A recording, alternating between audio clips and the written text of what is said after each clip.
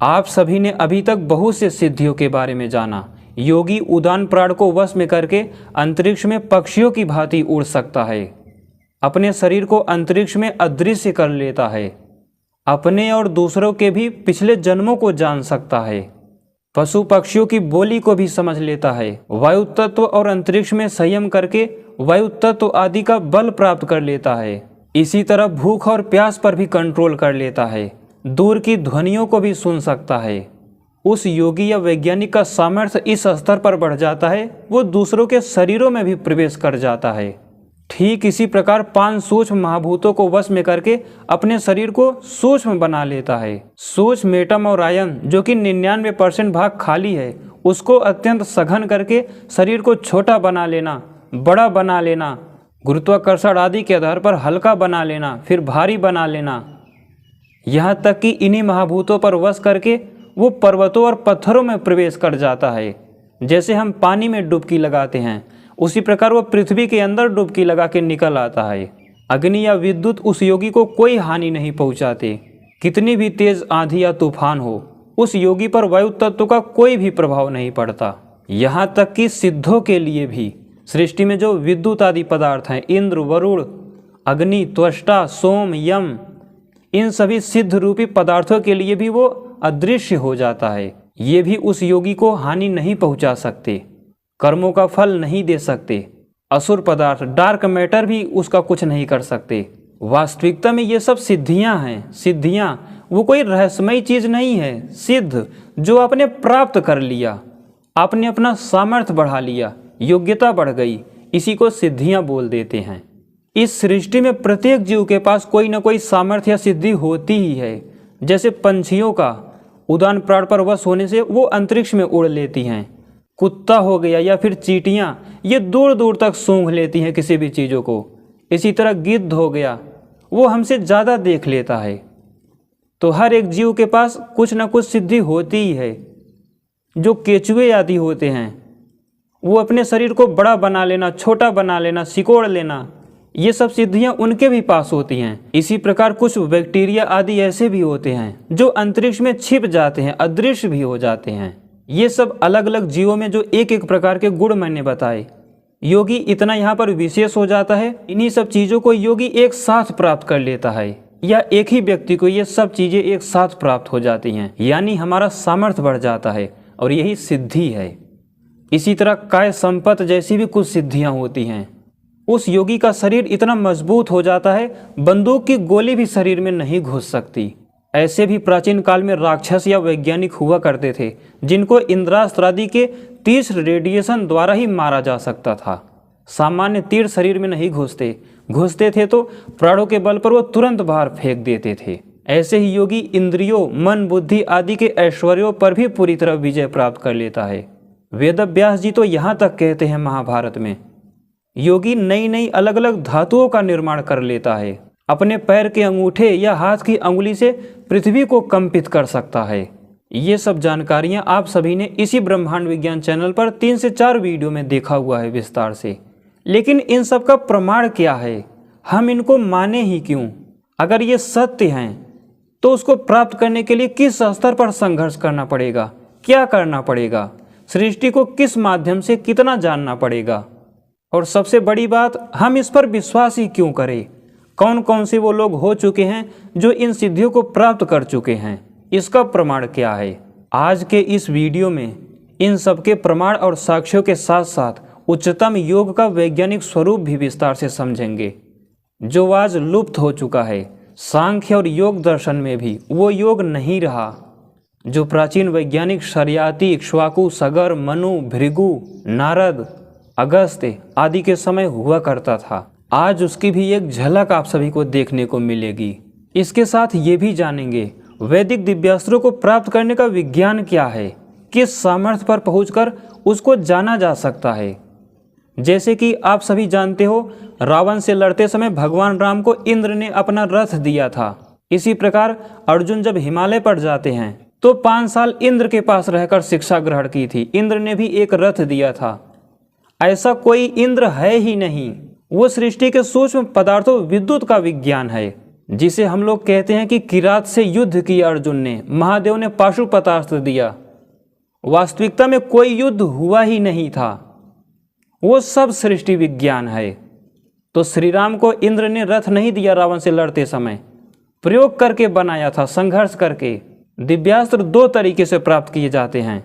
यहाँ तक कि अर्जुन जिस हिमालय पर गए, उस पर्वत का जो नाम है, वहाँ की जो व्याख्या हो रही है, वो खुद अपने आप में एक सुपर क्लस्टर है, यह वायु तत्व का विशेष फील्ड है। प्रिय दर्शकों, मेरा वचन है आप सभी को, इस वीडियो को देखकर न केवल उच्चतम योग का वैज्ञानिक स्वरूप समझ में आएगा, न केवल सिद्धियों का संपूर्ण विज्ञान समझ में आएगा, बल्कि भगवान वेदव्यास के सामर्थ्य और ज्ञान का स्तर क्या था, कितना महान थे वे, ये भी जानने को मिलेगा। उनके बुद्धि के प्रज्ञा का स्तर क्या था। तो आइए ब्रह्मांड विज्ञान अनुसंधान के इस क्रम में आज की इस वीडियो में जानते हैं उच्चतम योग का वैज्ञानिक स्वरूप और सिद्धियों का संपूर्ण विज्ञान। जैसा कि आप सभी ने कई बार सुना कि योग से सृष्टि बनी है, सृष्टि का हर एक सूक्ष्म व स्थूल पदार्थ सब योगी हैं। इस ब्रह्मांड में भी राजा प्रजा, देव, गंधर्व, असुर, अप्सरा, कूप, ह्रद यानी ब्लैक होल, तीर्थ, सुपर क्लस्टर, ये सब सृष्टि में पदार्थ होते हैं। अग्निष्टोम, अश्वमेध, राजसूय, यज्ञ सब सृष्टि में हो रहा है, सब सृष्टि में पदार्थ हैं। इंद्र, वरुण, विष्णु, त्वष्टा, सोम, यम, अग्नि, वायु सब इस ब्रह्मांड पर एक एक तत्वों पर शासन कर रहे हैं। हम इंसानों ने सांख्य, योग, आध्यात्म, मेडिटेशन सब कुछ सृष्टि विज्ञान से ही सीखा है। सृष्टि में 3 प्रकार के योगी होते हैं। एक जो उच्च स्तर के होते हैं, जैसे काल तत्व, ओम, जिसे सर्वव्यापक विष्णु भी बोल दिया जाता है, शिव भी, या फिर ब्रह्म बोल दिया जाता है, यही ओम काल तत्व। और महत तत्व, अहंकार तत्व, मनस तत्व और प्राथमिक प्राण, ये उच्च स्तर के योगी होते हैं। सीधे समाधिस्थ और ध्यानस्थ होकर सृष्टि बनाते हैं। ये सब कुछ जानते हैं, सृष्टि में ऐसा कुछ भी नहीं जिसे ना जानते हों। हर यजन में जहाँ पर जिस तरह के छंद आदि की आवश्यकता पड़ती है, इन्हीं के नेतृत्व में, इन्हीं के माध्यम से वो उस यजन प्रक्रिया को तैयार व समृद्ध किया जाता है। इसके बाद सृष्टि में दूसरे लेवल के मध्यम स्तर के योगी पदार्थ होते हैं, जैसे प्राणों का संयोग, इंद्र, वरुण, त्वष्टा, विद्युत, सोम, अग्नि, वायु तत्व, ये मध्यम स्तर के योगी क्रोध, तप, श्रम, दया, कामना आदि के द्वारा सृष्टि बनाते हैं। वैदिक छंदों को अपने साथ संयुक्त करके सृष्टि में युद्ध आदि करते हैं। देवों असुर रूपी पदार्थों का संग्राम निरंतर चल रहा है सूक्ष्म कणों आदि में, वायु तत्व में। तो ये मध्यम स्तर के योगी होते हैं जो क्रोध आदि से युक्त होकर सृष्टि बनाते हैं और धारण किए हुए हैं। जिन सूक्ष्म छंदों से सृष्टि बनी हुई है, इन श्रम या क्रोध, कामना आदि करने वाले देवादि पदार्थों का इस पर अधिकार होता है। उन छंदों के साथ संयुक्त होकर सृष्टि में यजन प्रक्रिया आगे बढ़ा रहे होते हैं। ठीक इसी प्रकार इस सृष्टि में तीसरे निम्न स्तर के, प्रारंभिक प्राथमिक स्तर के भी योगी पदार्थ होते हैं। वो यम नियम से युक्त होकर ब्रह्मांड को बना रहे हैं, जैसे सूक्ष्म पृथ्वी महाभूत यानी सभी मॉलिक्यूल्स, आपः तत्व, एटम आयन, अग्नि तत्व, सभी अलग अलग पार्टिकल और वैक्यूम एनर्जी, डार्क एनर्जी, ये सब यम का पालन करते हैं। यम से इनकी शुरुआत होती है, अर्थात अहिंसा, सत्य, अस्तेय, ब्रह्मचर्य, अपरिग्रह, शौच, संतोष, इस स्तर के योगी होते हैं ये। और इसी आधार पर, इसी सृष्टि विज्ञान पर हम इंसानों में भी योग के विभाग किए गए थे। सांख्य, योग आदि सब सृष्टि विज्ञान से सीखा गया है।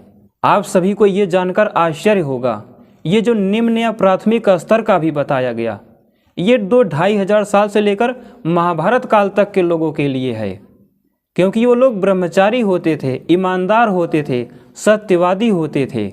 हम लोग उस समय के साधारण लोगों में भी नहीं आते, क्योंकि वो जो यम है, अहिंसा, सत्य, अस्तेय, ब्रह्मचर्य, अपरिग्रह, अहिंसा के बाद सत्य का पालन करना है, ये सब एक दूसरे से लिंक नहीं बन पा रहा। आज के समय के लोगों के लिए जो यम नियम है, उसको 10-10 भागों में बांटा गया है और एक दूसरे का आपस में लिंक भी है। जैसे अगर यम की चर्चा करें, पहला यम है सत्य, जब आप सभी संकल्प ले लोगे सत्य बोलने का, तो दूसरा है दया, जो सत्यवादी होगा वही दया से युक्त हो सकता है। तीसरा है धृति, जो सत्यवादी नहीं होगा और दया से युक्त नहीं होगा उसके अंदर धैर्य तो हो ही नहीं सकता। चौथा है शौच, यानी मन आदि की पवित्रता। जो व्यक्ति सत्यवादी होगा, दयावान होगा, वही मन आदि को पवित्र रख सकता है। और पांचवा है ब्रह्मचर्य, जो सत्यवादी होगा, ईमानदार होगा, धैर्य से युक्त होगा, दया से युक्त होगा और जिसका मन आदि पूरी तरह शुद्ध होगा, पवित्र होगा, यानी चौथे यम शौच से युक्त होगा, वही ब्रह्मचर्य का पालन कर सकता है, पांचवें यम तक पहुंच सकता है। और छठा है क्षमा। आज हर कोई क्षमा करने लगता है, बिना इन पांचों को सिद्ध किए, बिना ब्रह्मचर्य आदि को सिद्ध किए क्षमा के स्तर पर पहुंचा ही नहीं जा सकता। श्री राम जैसे लोग ही क्षमा आदि गुणों से युक्त थे, अन्यथा आज हर कोई क्षमावान बन रहा है।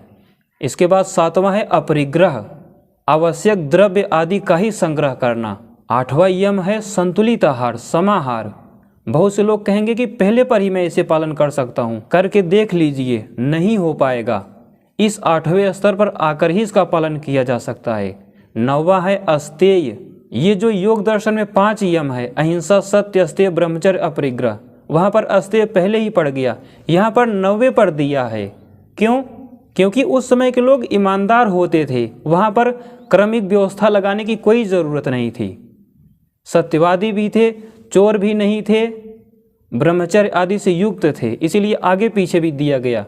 लेकिन ये जो बताया जा रहा है, जो सत्य से युक्त नहीं होगा, जो ब्रह्मचर्य से युक्त नहीं होगा, जो दया आदि से युक्त नहीं होगा, भला वो अस्तेय का पालन कैसे कर सकता है? तो इसीलिए इसे 9वें पर रखा। और 10वां है अहिंसा, वहाँ पर पहला ही अहिंसा था। क्यों? क्योंकि वो सर्वश्रेष्ठ लोग थे, बड़ा ही समृद्ध समाज था। आज से अगर 200-400-500 साल पहले भी चले जाओ ना, तो बड़ा समृद्ध समाज था वो। उन लोगों के लिए अहिंसा पहले पर, हम लोगों के लिए ये 10वें पर आती है।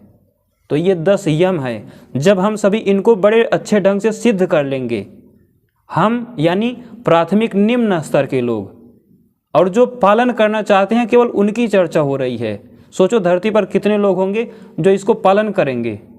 0.001% लोग। इसको सिद्ध करके तब हम नियम में जाते हैं। और पहला नियम है सृष्टि विज्ञान श्रवण। ये जो मत्स्य, वराह आदि का विज्ञान है, तीर्थों, हृदयों, सुपर क्लस्टरों का संपूर्ण विज्ञान बताया, यही है सृष्टि विज्ञान श्रवण। इन सबको सुनना कथा के रूप में, सृष्टि विज्ञान के रूप में, इन सबको ग्रहण करना, सुनते रहना, तब आप सभी पहले नियम को सिद्ध कर लोगे। जब स्थूल रूप से पूरा कॉस्मोलॉजी, स्पेस साइंस पता चल जाएगा, ब्रह्मांड कितना बड़ा है, सृष्टि की अवधि, सृष्टि का क्षेत्रफल ही क्या है, ये सब सृष्टि विज्ञान श्रवण में आता है, जो कि पहला नियम है। और दूसरा नियम है दया।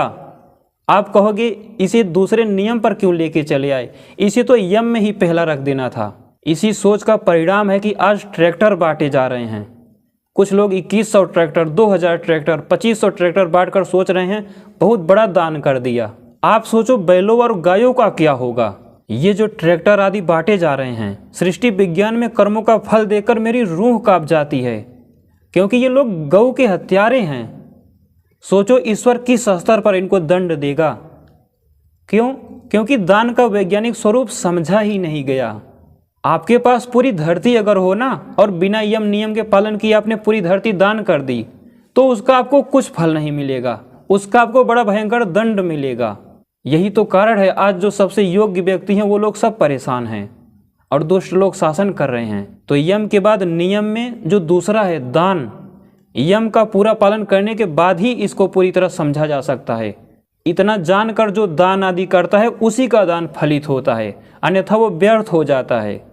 सोचो आज तक ये बात किसी ने नहीं बोली होगी कि दान दे रहे हैं, उन्हें तो लग रहा है कि मैं तो 2500 ट्रैक्टर बांट रहा हूँ, मैं तो बहुत बड़ा पुण्य कर रहा हूँ। ये धरती का सबसे बड़ा पाप है। किसी ने बोली है ये बात? क्योंकि यम नियम ये वाला हमारे लिए है, इसका हमें पालन करना है। वो यम नियम मध्यकालीन से लेकर महाभारत आदि काल के लोगों के लिए था। तीसरा नियम है मति। ये जो पहला आप सभी ने अलग अलग ग्रहों, तारों, क्लस्टरों को जाना, यानी सृष्टि विज्ञान श्रवण पहला नियम आरंभ किया था, उस पर विश्वास रखना ही मति है। ऋषियों में श्रद्धा रखना मति है। ये जो ब्रह्मांड आदि का क्षेत्रफल अवधि बताई जा रही है, कणों आदि का विज्ञान, ये जो आप सभी सुन रहे हो, यही तो है पहला नियम। ब्रह्मांड विज्ञान की हर एक वीडियो पहला नियम ही है। नियम में पहला वही है, सृष्टि विज्ञान श्रवण। तो इन सब पे श्रद्धा रखना, यही है तीसरा मति, विश्वास रखना। और तब जाके चौथा है ईश्वर प्रणिधान। अब जाके थोड़ा थोड़ा ईश्वर आपको तत्वतः पता होने लगेगा, ईश्वर पर विश्वास होने लगेगा। और ईश्वर प्रणिधान की नित्य स्थिति होने पर पीछे के सभी 10 यम और 3 नियम जो बताए, ये एक साथ आपके अंदर स्थिर हो जाते हैं। ईश्वर प्रणिधान का ये भी मतलब नहीं कि आप ईश्वर को तत्वतः जान चुके हो, विश्वास बढ़ने लगता है ईश्वर में। इतना करने के बाद तब जाके 5वां नियम आता है संतोष, इसकी भी सिद्धि हो जाती है। और छठा है तप। तप के विज्ञान को अगर पूरी तरह समझ लिया जाए तो पृथ्वी स्वर्ग बन जाएगी। कूलर, एसी, पंखे, गाड़ियाँ, जितनी भी तकनीकें हैं सब कुछ खत्म हो जाएंगी और समय प्राचीन युग में प्रवेश कर जाएगा जो स्वर्ग थी धरती। ये जो एक एक करके 10 यम 10 नियम बताया हूँ, इसमें शॉर्ट में बता रहा हूँ क्योंकि इसमें कुछ और चर्चा करने आया हूँ। इस पर 2 घंटे 17 मिनट की मेरी एक वीडियो है। इसमें तो एक एक मिनट में केवल नाम बताकर आगे बढ़ रहा हूँ। उसमें एक एक पर, जैसे तप पर 20 मिनट मैंने बोला है। सृष्टि विज्ञान श्रवण पर 15 मिनट बोला है, तो 15-15, 20-20 मिनट बोला है एक एक पर। तो गंभीरता से जाकर देख लीजिएगा। पूरी सृष्टि तप और योग से बनी है। बताया था तप से अब यहाँ से मध्यम स्तर के योगी प्रारंभ हो जाते हैं। आप सभी अब तक जो सुने 10 यम 5 नियम, वो प्राथमिक स्तर। अब आप मध्यम स्तर में घुस रहे हो यहाँ से। इसके बाद जो 7वां नियम है श्रद्धा या आस्तिक, अब यहाँ से ईश्वर का व्यवस्थित रूप से तत्वतः ज्ञान प्रारंभ हो जाता है आप सभी को, क्योंकि तप के द्वारा आप वैराग्य आदि को प्राप्त होने के स्तर पर आ गए। यहाँ से ईश्वर आप सभी को तत्वतः मालूम होता चला जाता है। और जितना भी आप सभी ने अब तक सीखा उन सब में दृढ़ श्रद्धा, दृढ़ विश्वास होता चला जाता है। अगला 8वां नियम है ह्री, जिसे लज्जा कहते हैं। देववादी पदार्थ इनसे युक्त होते हैं, लेकिन जो असुर होते हैं मध्यम स्तर के, वो भी योगी होते हैं। बताया ना, तप यहाँ से मध्यम स्तर के योगी, देव और असुर पदार्थ शुरू हो जाते हैं। तो असुर भी योगी होते हैं, वे भी सृष्टि आदि को धारण करते हैं, डार्क मैटर आदि, लेकिन वे 8वें नियम पे गिर जाते हैं। ह्री, यहीं पर गिर जाने से, इसका पालन न करने से ही वे असुर कहे जाते हैं। फिर भी कोई कोई डार्क मैटर ऐसा होता है जो पालन कर ले जाता है, विस्तार से कभी चर्चा करेंगे। इसके बाद 9वां नियम है जो सबसे इम्पॉर्टेंट है, वो है जप। जिस प्रकार बिना सत्य का पालन किए, बिना शौच के, बिना दया या धृति के ब्रह्मचर्य का पालन किया ही नहीं जा सकता, उसी प्रकार 10 यम और 8 नियम का बिना पालन किए जप के स्तर पर पहुंच पाना असंभव है। इसमें स्वाध्याय भी आ जाता है। पूरी सृष्टि को जानकर वेद कास्मास चैनल पर जो वैदिक मंत्रों के आधिदैविक अर्थ की वीडियो आ रही, सीरीज आ रही है, वो तो शुरुआत मात्र है।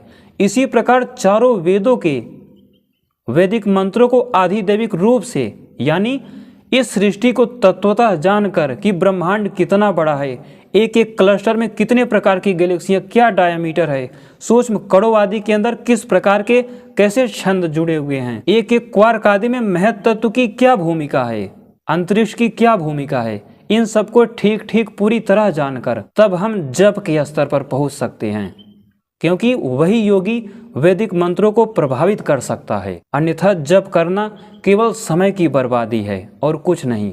उच्चतम योग के वैज्ञानिक स्वरूप में जो 3 स्तर के योगी बताए, जब मध्यम स्तर का योगी जब श्रेष्ठ हो जाता है तभी वो कर सकता है, और जो उच्च स्तर के सबसे बड़े योगी होते हैं वो भी जप आदि करते हैं। सृष्टि में उन वैदिक छंदों आदि के द्वारा हर एक पदार्थ को उत्पन्न करते हैं, यही जप है। और जो इस 9वें नियम को सिद्ध कर लेता है तब जाकर वो व्रत तक पहुंचता है। व्रत, पूरी सृष्टि देववादी पदार्थों के व्रत से बनी है। अथ व्रतम उपैस्यन, अब देववादी पदार्थ राजसूय, अश्वमेध, अग्निष्टोम, सोमयाग आदि इष्टियों के लिए व्रत लेकर अब नाभिकीय संलयन आदि प्रक्रिया प्रारंभ करते हैं। ऐसे ऐसे आख्यान आप सभी को मिलेंगे वैदिक विज्ञान में। व्रत लेकर ही नाभिकीय संलयन आदि प्रारंभ होता है। तो जो 9वें नियम को सिद्ध कर लेगा तब जाकर वो 10वें व्रत तक पहुँचेगा। और अब जाकर यम नियम आपका सिद्ध हो गया। अब आप आसन यानी योग के लिए पहला आधार तैयार कर लिया आपने। अब आप बैठने के लिए, अब आप ध्यान आदि के लिए एक मार्ग बना लिया। फिर प्राणायाम, प्रत्याहार यानी जो जानना चाहोगे वही जान लोगे। धारणा, फिर ध्यान और समाधि, ये है योग का वैज्ञानिक स्वरूप। जाकर उन दोनों 2-2 घंटे वाली वीडियो को देख लीजिएगा। अभी तक आप सभी ने उच्चतम योग के वैज्ञानिक स्वरूप को बहुत विस्तार से समझा। अब आइए यौगिक सिद्धियों का संपूर्ण विज्ञान समझते हैं। सिद्धि का मतलब ही होता है जो आपने प्राप्त कर लिया, चाहे वो तकनीकों के द्वारा, औषधियों के द्वारा या किसी भी प्रकार, जो सामर्थ्य आदि आपको प्राप्त हो गया वो सिद्धि है।